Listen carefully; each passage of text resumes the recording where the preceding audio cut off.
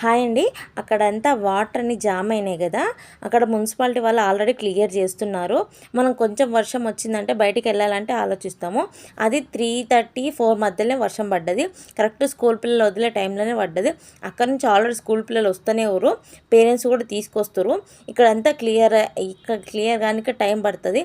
ఆ లోపల వాళ్ళు అంతసేపు వర్షం పడుతుంది ఆల్రెడీ, అంతసేపు క్లియర్ అయినంతసేపు వాళ్ళు అక్కడే వర్షంలో తడుచుకుంటే అది క్లియర్ చేయాలి.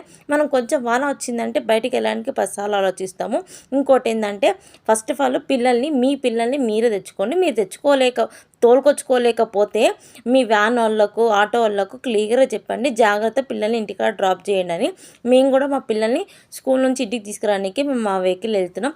మా ఆయన ఈరోజు ఆఫీస్కి వెళ్ళలే కాబట్టి నేను ఈ కారులో వెళ్తున్నా, లేదంటే నేను కూడా అలా నడుచుకుంటూ వెళ్ళేది, మా పిల్లల్ని తోలుకొచ్చేదాన్ని. ఇంకోటి, ఇక్కడ వర్షం వాటర్ అనేది ఎక్కడ అంటే పొలాలు ఉంటేనే పొలాల మధ్యలోకి వెళ్ళిపోతాయి. పొలాలు ఉంటాయి కాబట్టి, అన్ని రోడ్లు ఉంటాయి కాబట్టి ఆ వాటర్ వెళ్ళలేక ఇట్లా అవుతుంది.